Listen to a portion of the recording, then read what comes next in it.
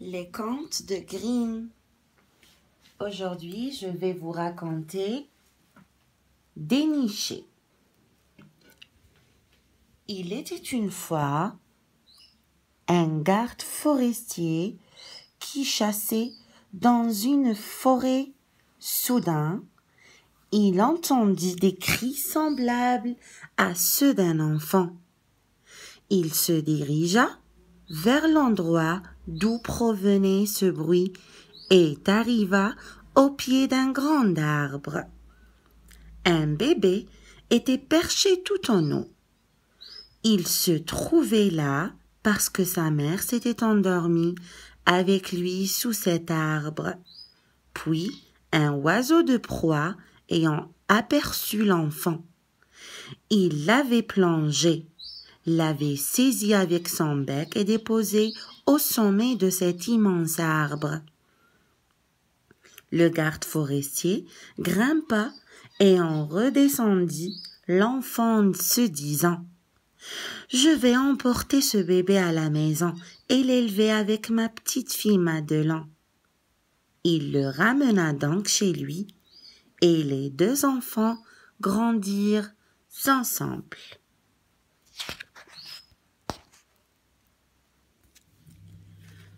Comme le petit avait été enlevé par un oiseau et trouvé dans un arbre, on l'appela Déniché. Madelon et Déniché s'aimaient si fort que quand l'un des deux ne voyait plus l'autre, il en devenait tout triste. La vie suivait son cours dans la demeure. Les enfants grandissaient sous l'œil du père, des domestiques et d'une vieille cuisinière. Un soir, cette femme prit 2 seaux pour aller chercher de l'eau. Elle fit plusieurs allers et retours de la maison au puits. Madelon observa son manège et, curieuse, l'interrogea. « Dis donc, vieille Susan, pourquoi portes-tu tant d'eau ?»« Je veux bien te le dire, mais promets-moi de ne le répéter à personne. » Madelon lui promit de garder le secret. Alors la cuisinière lui avoua « Demain matin, quand ton père sera à la chasse, je mettrai l'eau à chauffer et lorsqu'elle sera bouillante, je jetterai Déniché dans le chaudron pour l'y faire cuire. » Le lendemain, le garde forestier se leva à l'aube et partit à la chasse, tandis que les autres enfants étaient encore endormis. À son réveil, Madelon dit à Déniché « Si tu ne me quittes pas, je ne te quitterai pas non plus. »« Au grand jamais, lui répondit Déniché. »« Je vais te dire un secret, continua Madelon. Hier soir, la vieille Susan a transporté tant de seaux d'eau dans la maison que je lui ai demandé ce qu'elle voulait en faire. Elle m'a fait promettre de ne le répéter à personne. Puis, elle m'a confié que de bonne heure, après le départ de notre père à la chasse, elle ferait bouillir plein d'eau dans le chaudron et qu'elle t'y jetterait pour te faire cuire. Mais nous allons vite nous lever et nous habiller et nous fuirons ensemble. » Ils se levèrent donc, s'habillèrent rapidement et partirent en courant. Dès que l'eau se mit à bouillir dans le chaudron, la cuisinière se rendit dans la chambre pour prendre Déniché et le jeter dedans. Mais quand elle entra et s'approcha de leur lit, elle constata que les enfants étaient partis tous les deux. Une peur affreuse l'envahit alors. « Que vais-je dire maintenant au garde forestier quand il rentrera et verra que les enfants ne sont pas là ?» pensa-t-elle. « Qu'on se mette tout de suite à leur recherche pour les rattraper. » Elle envoya sur le champ 3 valets à leur poursuite, avec l'ordre de les ramener. Les enfants, eux, s'étaient assis à l'orée de la forêt.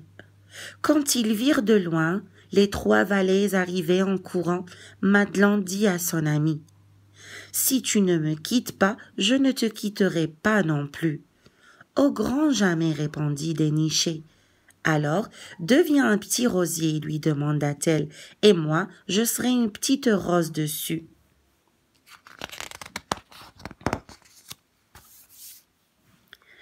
Quand les 3 valets arrivèrent à l'orée de la forêt, il n'y avait là qu'un rosier portant une petite rose tout en haut, et aucune trace des enfants. Les valets se dirent qu'il n'y avait plus rien à faire là. Ils entrèrent donc et déclarèrent à la cuisinière qu'ils n'avaient rien vu, si ce n'est un petit rosier avec une petite rose tout en haut. Nigaud les réprimanda la vieille femme. Vous auriez dû couper en 2 le rosier et cueillir la petite rose pour la rapporter ici. Courez vite le faire. Et pour la seconde fois, ils partirent à la recherche des enfants. Mais lorsque ceux-ci les virent de loin, Madelon s'exclama: « Si tu ne me quittes pas, je ne te quitterai pas non plus. »« Au grand jamais, répondit Déniché. Madelon dit alors: « Deviens donc une chapelle, et moi je serai la couronne à l'intérieur. » Quand les 3 valets approchèrent, il n'y avait là qu'une chapelle avec une couronne dedans. Ils, ne sachant que faire, ils rentrèrent à la maison. Dès qu'ils arrivèrent, la cuisinière leur demanda s'ils n'avaient rien trouvé. Ils répondirent qu'ils n'avaient vu qu'une chapelle qui abritait une couronne.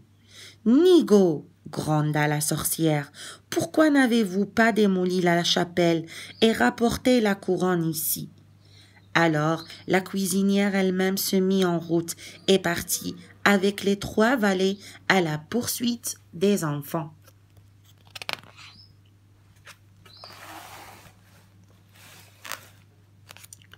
Mais ceux-ci virent de loin les 3 valets avec la cuisinière qui clopinaient sur leurs talons. « Si tu ne me quittes pas, je ne te quitterai pas non plus, » s'écria Madelon.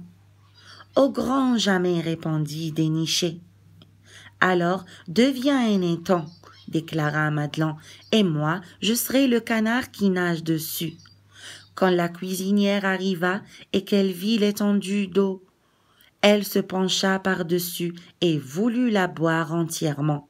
Mais le canard nagea vite vers elle, la saisit par la tête avec son bec et l'entraîna au fond de l'eau. La vieille sorcière s'y noya. Alors les enfants rentrèrent ensemble à la maison et ils y vécurent dans un profond bonheur, et s'ils ne sont pas morts, ils y vivent encore. N'oubliez pas, abonnez-vous à ma chaîne et activez la cloche pour voir d'autres contes de Grimm.